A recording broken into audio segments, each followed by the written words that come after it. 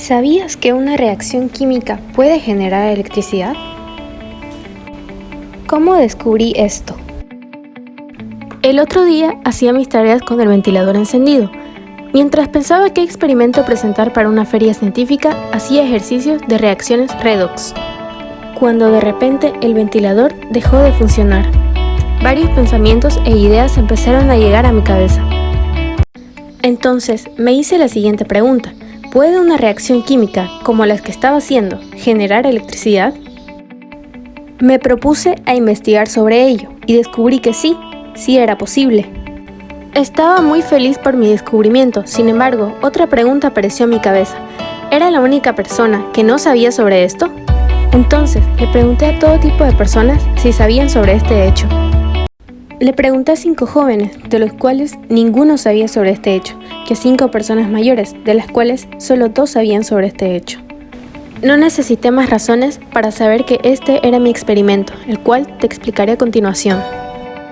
Para entender este experimento, debes saber que en los siglos XVIII y XIX, los científicos empezaron a descubrir la estrecha relación entre dos fenómenos aparentemente desligados: la corriente eléctrica y las reacciones químicas. Así se originó la electroquímica, disciplina que estudia cómo el paso de la electricidad puede desencadenar cambios químicos, así como la producción de energía eléctrica a partir de una reacción química. Para saber un poco más de historia, Luigi Galvani comenzó la investigación de la aplicación terapéutica de la electricidad y llegó a la conclusión de que los músculos almacenan electricidad y los nervios se encargan de la realización de la electricidad. Asimismo, Alessandro Volta, poniendo en práctica la experiencia de Luigi Galvani, descubrió que si dos metales diferentes se ponen en contacto entre sí, uno de los metales es ligeramente negativo y el otro ligeramente positivo, estableciéndose entre ellos una diferencia de potencial que dio origen a lo que él llamó pila voltaica. Partiendo de la electroquímica, podemos hablar de las celdas galvánicas, que son dispositivos en los que se da un proceso de óxido-reducción de manera espontánea, generando energía eléctrica. Existen 2 maneras de realizarlas. Una de ellas es en celdas separadas conectadas iónicamente por un puente salino, y otra es en una sola celda, que puede ser conectada iónicamente por un tabique poroso de porcelana. También es conocida como la pila de Daniel. La celda que armaremos será en un solo recipiente y para ello necesitamos un electrodo o pedazo de zinc y de cobre, sulfato de cobre, agua, pinzas de caimán y un motor pequeño. Para fabricar esta celda, primero verteremos el sulfato de cobre y lo disolveremos en agua. Luego, conectamos el pedazo de cobre a la pinza y lo introducimos dentro de nuestra disolución. Hacemos lo propio con el electrodo de zinc y lo introducimos en nuestra disolución sin que toque el electrodo de cobre. Y por último, conectamos los otros extremos de las pinzas a un motor, el cual empezará a girar.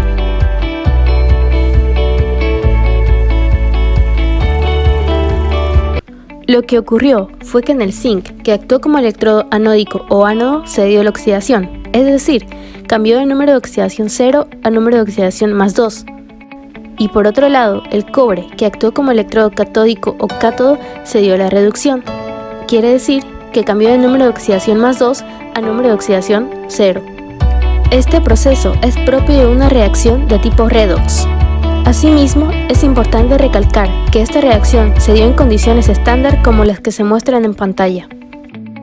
Como mencionamos, en el cátodo se dio la reducción y en el ánodo se dio la oxidación. Sin embargo, esto no fue lo único que ocurrió dentro de la celda. Al darse esta reacción, se produjo un flujo o movimiento de electrones que fluyen espontáneamente desde el ánodo al cátodo y provocan una corriente eléctrica continua que va desde el cátodo al ánodo. Asimismo, el circuito eléctrico se completa por el movimiento de iones en solución. Los aniones se mueven hacia el ánodo y los cationes hacia el cátodo. Ese flujo de electrones es el que produce la electricidad, que es denominada fuerza electromotriz y que está definida como la diferencia de potencial que existe entre los dos electrodos. La fuerza electromotriz de esta celda sería el resultado de la diferencia de la fuerza electromotriz del cátodo y la fuerza electromotriz del ánodo, que nos daría un total de 1,10 voltios. ¿Durante cuánto tiempo se puede producir electricidad? La corriente eléctrica continuará hasta que el electrodo de zinc quede saturado o bañado de cobre, ya que en este punto la reacción estará equilibrada y el motor dejará de girar. ¿Qué pasaría si conectamos varias celdas?